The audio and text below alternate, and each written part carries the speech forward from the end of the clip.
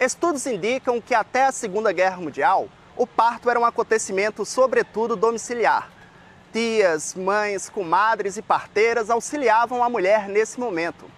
Entretanto, com o avanço da medicina e um novo ritmo de vida, a mulher passou a ter bebês, sobretudo em hospitais.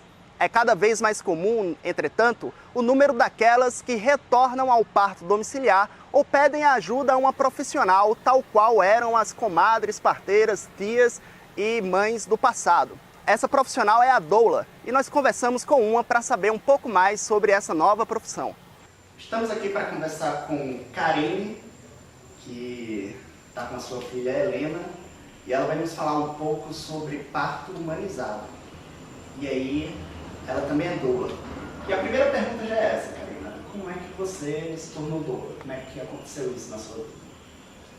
Eu me tornei doula a partir do nascimento da Helena, né? Foi uma gravidez desejada, a gente planejou muito. E eu falo que ela é minha mestre, porque ela me mostrou qual é o propósito de vida. E aí eu entendi que eu queria que mais mulheres pudessem vivenciar aquilo que eu pude vivenciar, com muito carinho, né? Foi o nascimento da minha filha. O parto dela, no caso, foi normal, cesariana, domiciliar, no hospital? A gente optou, eu e o pai dela, desde o início, por um parto domiciliar, porque a gente não queria passar pelos enfrentamentos que a gente teria que passar, né? Na sua grande maioria, nascer em Natal é bem complicado.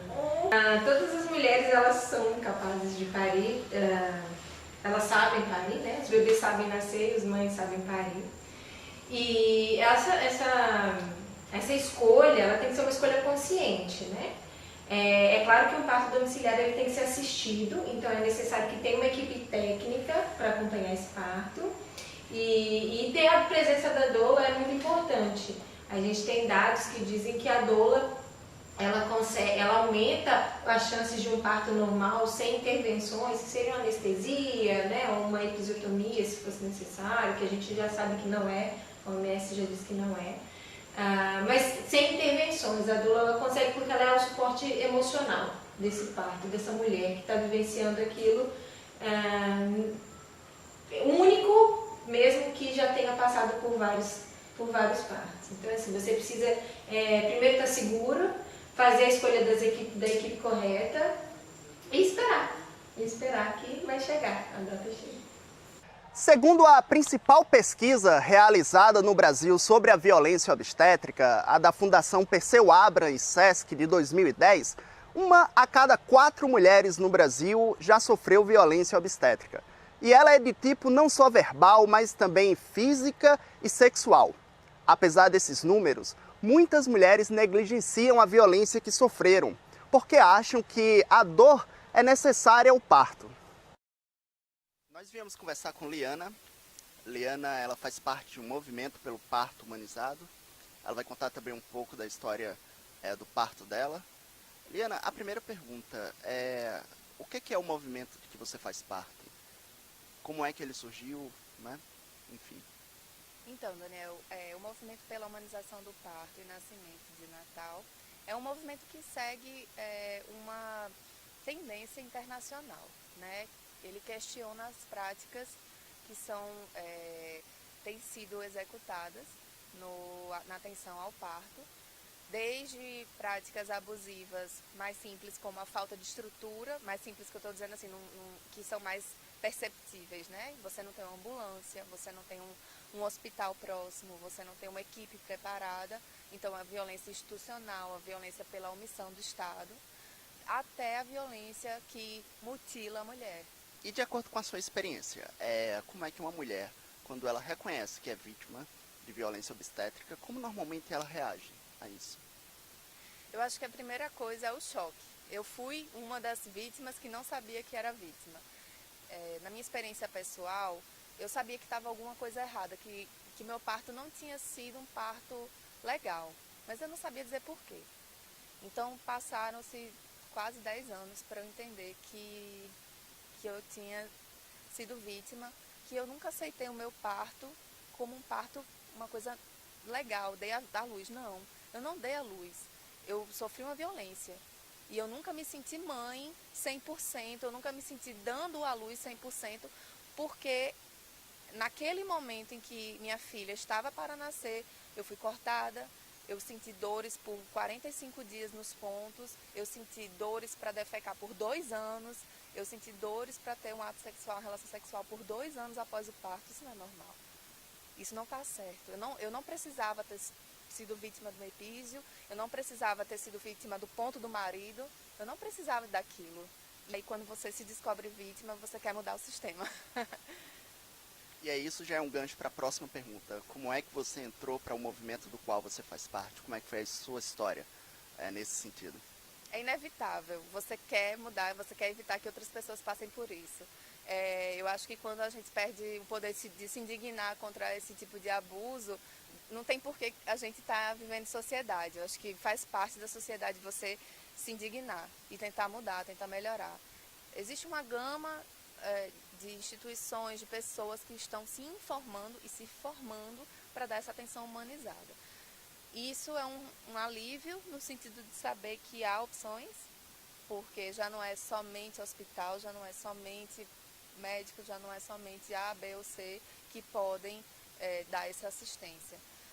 E uma luta que vai atuando também do lado da pesquisa científica, porque as evidências elas são a base da atuação no parto humanizado. Então, a pesquisa científica, a análise dos índices de mortalidade, os índices de atuação de intervenções necessárias, tudo isso acaba auxiliando nessa batalha. Shirley Moura, ela trabalha na área técnica de saúde aqui na Secretaria Estadual de Saúde do Rio Grande do Norte.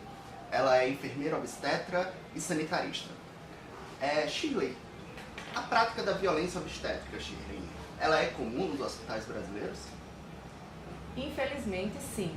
1 a cada 4 mulheres já sofreu a violência obstétrica no Brasil, e isso é algo que as autoridades, o Ministério da Saúde, tem trabalhado muito para tentar combater.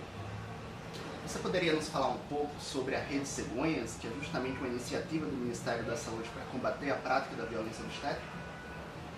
A Rede Cegonha é uma rede de cuidados à saúde da mulher e à saúde da criança.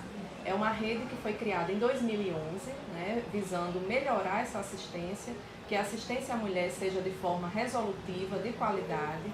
Então, todas as mulheres, a partir da Rede Cegonha, elas têm uma maior garantia dos seus direitos, passando pelos direitos ao planejamento reprodutivo, com a oferta dos métodos contraceptivos garantida, passando também pela assistência ao parto, assistência ao pré-natal, parto e puerpério.